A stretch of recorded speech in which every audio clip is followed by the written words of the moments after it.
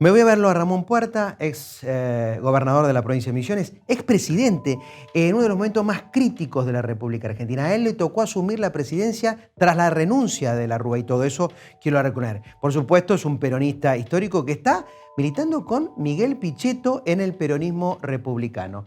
No se pierda este mano a mano con Ramón Puerta. Ramón, contame cómo se te dio para iniciar tu actividad política. ¿Por qué? ¿O venís de familia de políticos o vos fuiste el primero? Mi familia, tanto como mi padre como mi madre, vienen de familias políticas. Mi abuelo paterno, republicano español. Mi papá trabajó en el frondicismo mucho tiempo, fue siempre político. Por el lado de mi madre la cosa es mucho más larga la historia. Correntina, partido autonomista, movimientos provinciales como caracteriza Corrientes. Y en mi casa siempre se habló de política. Mis primeros pasos fueron después del Cordobazo, en el 69. Vino la apertura política en el 72. Y mi primer acto político, siempre me acuerdo, enero del 73. Va a ser 50 años. ¿Qué pasó? Acto político, ¿no? Discurso ¿Te tocó hablar? De campaña. ¿Qué tema? ¿Te acordás? Sí, era la campaña Cámpora, Solano, Lima. Y en Misiones ganamos, fuimos a segunda vuelta. Lamentablemente Irrazábal Leró, uno peronista, el otro del MIT, frondicista, mueren en un accidente aéreo. Bueno, y ahí siguió toda una historia de elecciones y a partir del 83 siempre fui candidato. Muchas veces gané, muchas veces perdí. Pero ¿cómo? A ver si entiendo. ¿Fuiste el primer camporista? Entonces, ¿militaste por Cámpora? Peronista. Cámpora fue candidato de Perón. Perón, claro. Pero viene bien para hablar de eso, porque viste hay gente que a mí me sorprendió lo denota. cuando Néstor puso el nombre de la Cámpora. Ajá. Nos tocó asumir el 25 de mayo del 2003. Estaba la Argentina prendida a fuego. Sin embargo, no quisimos ordenar la Argentina en base a la restauración conservadora. Quisimos ordenar, transformar e incluir en la Argentina en base a un proyecto progresista, transformador e inclusivo. Eso encerraba el Cámpora del 73, que fue destituido por Perón. Perón le obligó a renunciar, porque ahí hubo un giro hacia la izquierda de Cámpora, que Perón no lo aceptó y poco tiempo después expulsó de la plaza a ese sector. ¿Cámpora lo traicionó entonces a Perón? No sé si traicionó, giró ideológicamente. Yo en política me cuido de usar la palabra traición, porque hay cambios políticos. Es decir, el peronismo que nace en el 46 era de una Argentina totalmente distinta que el peronismo que fue derrocado en el 55. Perón en el 55 ya había acordado con la California la privatización de petróleo, ya había dicho que las jubilaciones tenían que ser privadas, ya había restablecido amistad con Estados Unidos. En el 72, cuando vuelve de España, no era Franco, era De Gaulle. Y habló de una democracia europea que fue muy útil para terminar lo que ya era una guerra civil entre los argentinos. Hubo más de 8.000 asesinatos en el bando denominado guerrilla y 800 en el lado de las Fuerzas Armadas. Entonces, eso Perón lo empieza a resolver, pero se muere. Y nos quedamos con una tarea inconclusa que lo termina resolviendo Carlos Menem en el 90, dando vuelta a la página y mirando hacia adelante. A pocos meses de asumir la presidencia de la República, Carlos Menem indulta a todos los jefes militares procesados que no habían sido beneficiados por las leyes de punto final y obediencia debida, excepto el general Carlos Guillermo Suárez Mason, extraditado de los Estados Unidos, a todos los participantes de las rebeliones militares carapintadas de Semana Santa y Montecaseros y a los ex miembros de la Junta de Comandantes condenados por los delitos cometidos en la conducción de la Guerra de Malvinas. ¿Pero por qué vuelve esa idea, digamos, de girar a la izquierda y Néstor Kirchner, digamos, resucita a este Más Cámpora? que Néstor Kirchner, el kirchnerismo. El kirchnerismo. Sí, yo tuve una charla con Néstor apenas, porque habíamos trabajado juntos, él fue gobernador de Santa Cruz, yo de Misiones. Yo lo tenía como un peronista de derecha, mimado de caballo, igual que yo. Él hablaba siempre muy bien de Menem. Hay muchos videos que lo... Sí, después se enfrenta con Menem, después que Menem le da los $1.000 millones, pero ideológicamente siguió al lado de Cavallo, ¿no? Cavallo siempre ponía como ejemplo a Néstor y por ahí en segundo lugar a mí. Entonces yo tuve una charla con él en junio del 2003. Néstor presidente, los dos solos en el despacho. Y le pregunto, Néstor, mira, sacame una duda, porque vos y yo éramos los dos chupamedias más grandes de Cavallo. Pero vos le sacaste $1.000 millones para tu provincia, conseguiste cobrar algo. Vos cobraste. La provincia de Santa Cruz cobró. Sí, claro, Yo no voy a hablar de cosas que van no, más a allá título de lo personal, institucional. Entonces, digo, vos conseguiste algo para Santa Cruz que yo no conseguí. Yo conseguí 300, vos conseguiste 1.000. Pero yo sigo con las mismas ideas, creo en la modernización del Estado, en las privatizaciones. Vos privatizaste tanto como yo. Creo en un capítulo. Esperá, cuando estoy avanzando, él queda sorprendido. Le digo, Néstor, ¿por qué ahora te tiraste a la izquierda? Yo, Ramoncito, tenés que entender algo. Lo único que te da fueros de verdad es ser de izquierda. Me dijo una gran verdad. Mirá vos. Yo quedé reflexionando, sí. Me dio un consejo de amigo. Yo no fui a la izquierda, por eso no tengo un minuto de kirchnerismo, pero el kirchnerismo tomó un camino de izquierda que reivindica las banderas de aquel peronismo de los 70 que Perón echó de la plaza, o del alfonsinismo de los 80, que fracasó en lo económico. Claro, pero no van presos. Es decir, el te da fueros quiere decir que Sí. No terminás siendo preso. Hasta ahí llegó. Eso quiso decir Hasta ahí llegó. Pero Néstor. el análisis que hago yo es de esta actualidad. De esta actividad. Esta actualidad es un kirchnerismo que tiene raíces en cuanto a ese peronismo que fue echado de la plaza de los 70, que gira hacia la izquierda allá, y bueno, después ya no fueron más peronistas. Y el alfonsinismo de los 80, que siguió siendo de izquierda, pero que fracasó en lo económico. Entonces hoy vos tenés un gobierno que es básicamente, por un lado, 50 años de atraso, por otro 40. Y hay una componente castrista y chavista que no la conozco como sí conozco las otras dos. Esa realidad hoy gobierna la Argentina de la mano del kirchnerismo. Lo que me duele, que muchos periodistas dicen el gobierno peronista de Alberto. No, Alberto es Alfonsín. Bigote de Alfonsín, traje de Alfonsín, ideas económicas de Alfonsín, reivindica a Alfonsín, quiere tener su monumento como expresidente al lado de Alfonsín. Claro. En mi espíritu y en mi formación, aunque no lo haya querido ni me haya predispuesto, Alfonsín tiene mucho que ver. Yo también soy parte de las enseñanzas que Alfonsín dejó. ¿Quién es de izquierda? Alberto alfonsinista. De izquierda también. De izquierda Pero yo también. no condeno la izquierda, yo soy Bien. peronista, por tanto no puedo ser Parte de este gobierno, o aceptarlo, o y nunca compartir. fui kirchnerista porque yo creo en el rol de la empresa privada, creo en el éxito de estar en la vanguardia. Nosotros no podemos ir detrás de países y de modelos que ya fracasaron. Bueno, estamos en crisis ahora. Y vos tuviste que pasar una situación difícil. Contame cómo fueron esos días Sí. tras la renuncia de la Rúa. Yo fui elegido para actuar con firmeza y decisión en favor de nuestro pueblo y de nuestra economía. Y no voy a dejar que nadie nos desvíe del camino del crecimiento. Yo quiero lo que deposité como mandan las leyes, como dice la Constitución. Fue difícil, como también fue difícil cuando Menem tuvo que asumir 6 meses antes. que Alfonsín renunció anticipadamente. Patrióticamente adelanta las elecciones y después se topa con una realidad. Hubo que adelantar la entrega del poder y lo hizo. Un entrecomillado, digamos, Sí. o entre paréntesis. ¿Alberto debería hacer lo mismo? ¿Debería adelantar? Yo cuento, ¿Cómo hizo Alfonsín? Yo cuento lo que pasó con Alfonsín. Y Digo, lo que como lo pasó- comparaste como algo parecido a Alberto Alfonsín. Yo quiero que los argentinos tomemos conciencia que este momento es mucho peor que el de Alfonsín en el 89 y mucho peor que el que me tocó manejar a mí en el 2001. Yo en el 2001, ante la renuncia de la Rúa, que hasta una hora antes le pedí que no renuncie, le ofrecimos votarle todas las leyes a libro cerrado, menos el capítulo de la relación plata-nación-provincia. Las provincias no podíamos pagar los sueldos a la inmensa mayoría.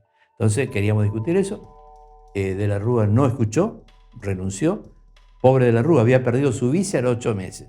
Había perdido el apoyo de su partido después de las elecciones de octubre, Alfonsín le quitó el apoyo, y el fondo le negó $2.000 millones, que ahora puso 50.000 o 40 y pico de mil. Con esos 3 factores, de la Rúa renuncia. Pero esa Argentina, escuchen bien, esa Argentina exportaba energía, petróleo, gas y electricidad. Le vendíamos electricidad a Brasil, gas a Chile. Esa Argentina no tenía inflación. Tenía un problema, el 1-1 se había retrasado, pero no había inflación. Había partidos políticos, había independencia de los 3 poderes. Por eso digo que ahora es mucho peor. No hay independencia de los 3 poderes. Salvo el radicalismo, no hay partido político. Tenemos déficit energético. Hasta petróleo compramos. Gas compramos en barco cuando éramos exportadores. Y el cable que hicimos a Brasil para mandar la electricidad ahora trae electricidad acá. Menos mal que llovió y Brasil nos dio luz. Si no estaríamos con los cortes como fue en el 88-89. Entonces, hoy es mucho más difícil el momento. Por eso estoy relatando 2 crisis graves, pero que tenemos que tener conciencia que esto es mucho más grave. Lo ideal es que la oposición, que así como le ayudó a este gobierno tomando el mejor dinero en el mundo, que es el del fondo, cuando tenés déficit. Mejor es no tener déficit, eso es lo único bueno. Sí, ahora, una vez que estás endeudado, peor es pedirle a un usurero que te cobra 10 veces más. Y además no hay acuerdo político. Entonces, tenemos que tener conciencia que estamos en un momento muy difícil. Desde la oposición estamos apoyando la gobernabilidad. Sí. Los españoles dicen la gobernanza. Yo soy argentino, la gobernabilidad. Ahora, el gobierno también tiene que hacer algo. No puede seguir en esta... La vice no renunció, Chacho renunció, pero la vice en contra del presidente es peor que la renuncia. Somos militantes, tenemos representación y eso es lo que enaltece y convoca la política. Por eso, Alberto, tranquilo, poné orden en lo que tengas que poner orden, no te pongas nervioso, no te enojes y metele para adelante. Muchas gracias a todos y a todas. El partido que le quitó todo el poder a De la Rúa en aquel momento, el radicalismo, hoy acá el peronismo no existe. Hay un PJ en manos de gente que piensa totalmente distinta a lo que es el peronismo de vanguardia, el peronismo democrático, el peronismo frentista, el peronismo capitalista. Bueno, esa realidad hoy es mucho peor que la que yo he mencionado. Bueno, entonces, esa realidad es mucho peor. ¿Y qué, retomando tu experiencia, ¿no es cierto?, allá tras la renuncia de la Rúa, ¿está bien esto que se habla, que Massa entra al gobierno, que no entra, que se hace cargo de la Asamblea Legislativa? ¿Eso lo ves viable, yo no veo, haciendo un parangón con aquella época? Yo no veo que lo de Massa sea la solución. Primero que no es un economista. Vamos a poner en funciones al nuevo ministro de Economía. Doctor Sergio Tomás Massa, juráis por Dios y por la patria, sobre estos santos evangelios, desempeñar con lealtad y patriotismo el cargo de ministro de Economía para el que habéis sido nombrado, cumpliendo y haciendo cumplir, en cuanto de vos dependa, la Constitución de la Nación Argentina. Sí, juro.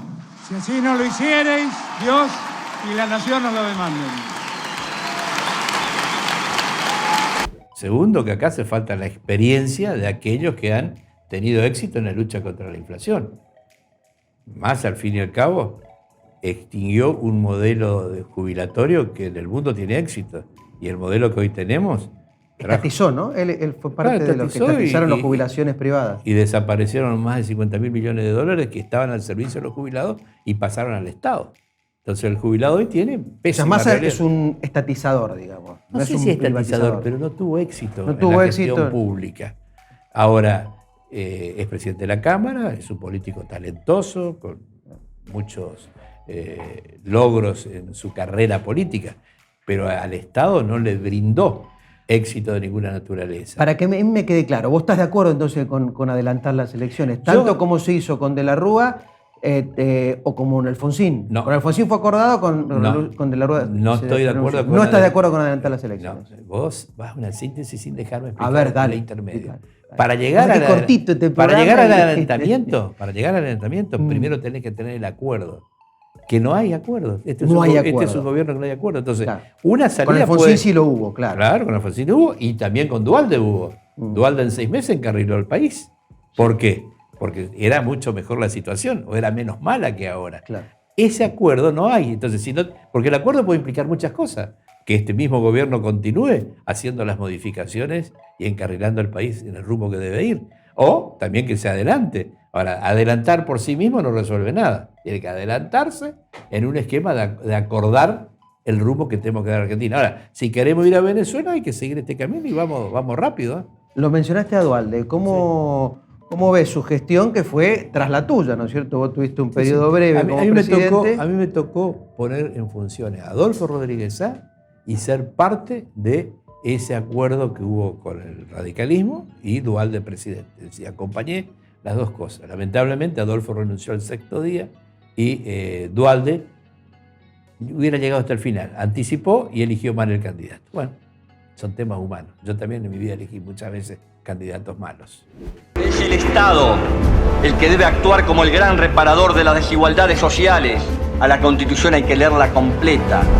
La seguridad jurídica debe ser para todos, no solamente para los que tienen poder o dinero.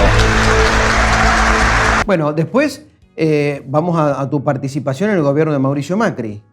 A vos te tocó ser embajador en España. ¿Qué recordás? ¿Qué logros Mira, yo tuvimos en ahí? España acompañé como otros embajadores peronistas para representar a una Argentina que venía a resolver el desastre kirchnerista.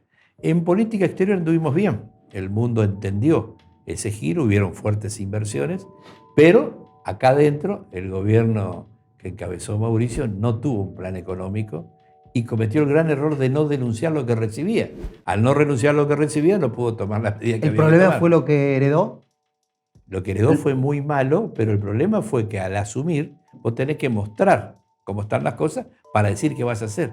Ninguna de las dos cosas se hizo. Ahora, te digo algo, te pregunto algo. Vos sos menemista. Yo recuerdo que Menem siempre decía, no hay que gobernar con el espejo retrovisor, hay que mirar hacia adelante. Claro. ¿Por qué Mauricio hubiera sido mejor si él decía, mira, recibí todo este caos? Porque si no, no puede tomar las medidas.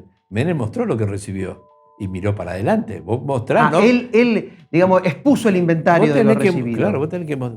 ¿Qué pasó con Menem cuando en el primer año demoró las medidas que luego tomó con Caballo?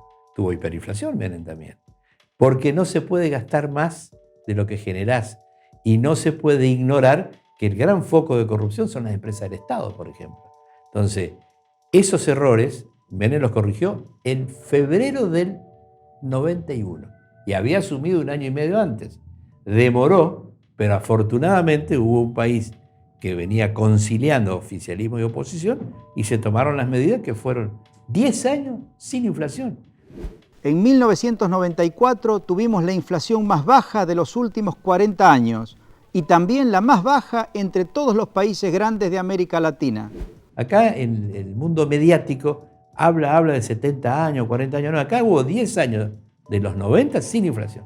Hubieron otros problemas ahí, pero la inflación la resolvimos. Hoy hay que resolverla. ¿Cómo se resuelve la Y inflación? llegamos a ser el país número 24 en el mundo. Es cierto que 100 años atrás estábamos entre los 10. Ahora estamos entre los 100. Estamos 70, 80 en el mundo. En caída. Todos nuestros países vecinos andan mejor que nosotros, porque no se equivocan en el rumbo que hay que seguir. Democracia, economía capitalista, empresas privadas, integración al mundo.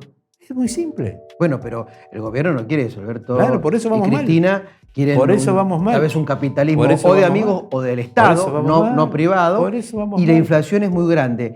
¿Cómo o qué le recomendarías a Alberto Fernández si hablarás con él? Que vos fuiste parte de un gobierno que logró estabilizar la Y inflación. Alberto también, porque Alberto, si bien es alfonsinista, empezó Él con fue Alfonsín. cabalista también. Claro, y fue menemista también. Yo Mirá lo vos. conocí en el gobierno de Menem. Mirá vos. Y bueno, ahora reivindica un origen que está bien. Habla bien de él, que es agradecido con quien lo formó en política, que es el alfonsinismo. El peronismo también le abrió la puerta y luego llegó de la mano del kirchnerismo. Que el kirchnerismo es una fuerza transversal. Ya lo definí 2 veces, así que para que voy a seguir hablando de lo mismo. sí. Pero es Está una fuerza claro. transversal. Pero ¿qué hacemos con la inflación? O sea, la inflación sigue Hay creciendo. que No hay solución. ¿Y por qué no hacemos lo que se hizo? Bien. Repetir. Claro, O sea, acá hay lo que es equipo- el 1 a 1, digamos, la convertibilidad. Bueno, el 1-1 fracasó en el final, ¿eh? La convertibilidad no. Convertibilidad es una cosa y paridad cambiaria rígida, gran error. Cuando Brasil devaluó, teníamos que devaluar nosotros también. Devaluó 20% Brasil. Nosotros O sea, vos estás diciendo una convertibilidad, pero con correcciones cada tanto, no siempre quedarte en pero 1 a además 1. yo no soy economista, ¿eh? Y no, Bueno, yo pero no haría. como político yo tenés por una ejemplo, visión si yo global. fuera Massa, no agarro el Ministerio de Economía ni por broma. Eso es un tema técnico, especialista, que deben ir ahí y me pongo por arriba de los técnicos. El presidente está por ahí. Hablando con Caballo, él es muy claro. Me dice, mire, con Menem yo pude hacer todo lo que aconsejé y salió bien. Ahora, si no tenés el paraguas político, no hay modelo económico que ande. Está pasando ahora. Ramón, durante el menemismo había este corte de calles crecientes, este bloqueo de calles que hoy nos dan los piqueteros. ¿Había piqueteros en el menemismo? Fue un gran error de Corach, ministro del Interior, que fue un gran ministro y tuvo muchos aciertos. Yo discutí con él. Él era ministro del Interior y yo era gobernador de Misiones. Y él permitió los cortes de ruta en Plaza Huínculo. Me dijo, Ramón, yo no voy a reprimir, entiendo. Digo, yo tampoco voy a reprimir, pero a mí no me van a cortar la ruta. Bueno, te transfiero a la gendarmería y vos la manejás. Y me la transfirió.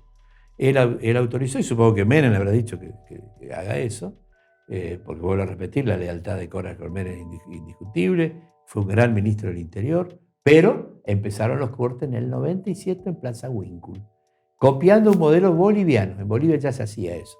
Yo en Misiones nunca dejé cortar una ruta. ¿Pero sabe qué hacía? Cuando había un reclamo, yo me iba donde estaba el reclamo. Y siendo gobernador, muchas veces me comí, usan la palabra, puteadas. Lógico. Bueno, le dijo, ¿sabe qué? Pero hablabas con los manifestantes y tratabas de resolver Hablaba el problema y liberabas la calle. Le invitaba, no dejaba cortar. Antes de cortar yo antes. me iba. Te iba con la Entonces le digo, policía. ¿ustedes quieren quedarse al costado de la ruta hablando mal de mí todo el día? No hay ningún problema, métanle. Varios días no hay problema. Lo único que el libre tránsito garantiza la Constitución. ¿Por qué acá no y se yo hace? soy bueno, porque acá, es un gran error. O cumplimos con la Constitución y con la libertad. Tu libertad, el libre tránsito te la quita un tipo que maneja planes y le cobra el 20% del que recibe el plan. Está bien, pero no hay, contestame, ¿no hay autoridad política? ¿Por qué ahora Pero Rodríguez claro que no hay Larreta autoridad. no impide que se... Porque los cortes son principalmente en la Ciudad de Buenos Aires. Porque hay que tener conocimiento de esto, hay que tener la decisión. No tiene decisión política para cortar Yo te digo lo que yo hacía. Para cortar los cortes. Yo le invitaba, si querían ir a la Casa de Gobierno, traía a todos los ministros y vamos a buscar la solución. Sí. Por ejemplo, hubo un corte del puente internacional, cuando se iba a producir el corte, Posada Encarnación, fui y eran pequeños empresarios. Le digo, vamos a la Casa de Gobierno y vamos a buscarle la vuelta. ¿Qué querían? Nafta barata. ¿Y qué hizo el Gobierno Nacional? Me dio en Posada y en Iguazú nafta sin impuestos. Ese es el problema. Pero o sea, el político tiene que encontrar la solución. Quiere decir que junto hoy con el que reclama, no le interesa buscarla. Junto con el que reclama. Hoy acá hay un gran negocio.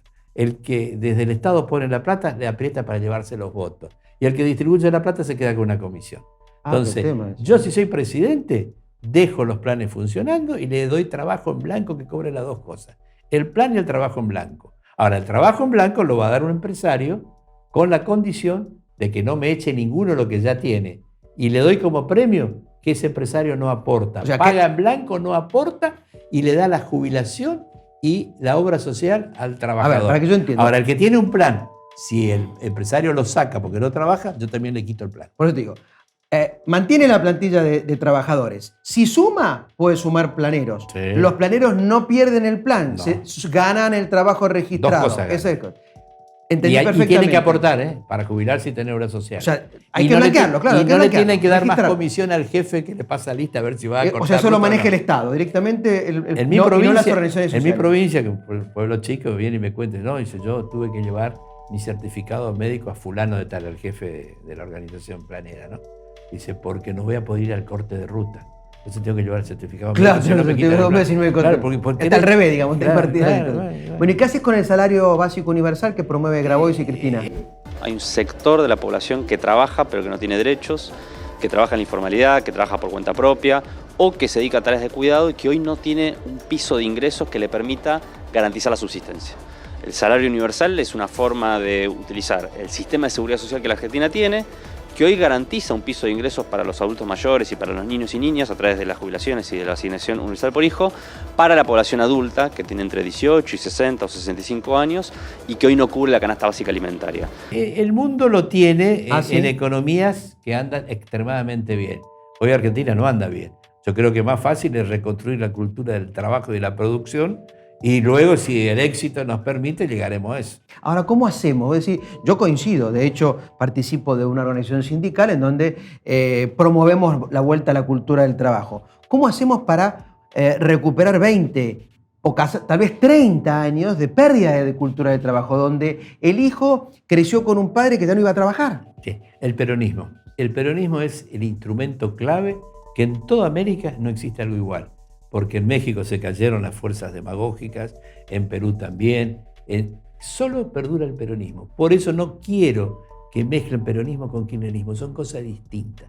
El peronismo de vanguardia se ayorna. Hoy ese ayornamiento lo significa Pichetto, que es un estadista, que tiene una visión filosófica exitosa, pero que no tiene una organización. Porque el PJ, el partido al que yo llegué a presidirlo en mi provincia, está en manos de adversarios del peronismo. Gente que no quieren saber nada con los éxitos de la década del 90, con las privatizaciones que hizo Perón. Es decir, piensan que Castro o Chávez son peronistas. No son. Tienen otras ideas. Bueno, ¿Qué te gustaría hacer en el 2023? parte de la reconstrucción argentina. Yo ya acompañé en el 19 a la Argentina como embajador en España. Puedo acompañar como intendente de Apóstoles, como concejal. como embajador, como senador, donde sea más útil. Ramón Puerta, gracias. Ah, querido, gracias a vos.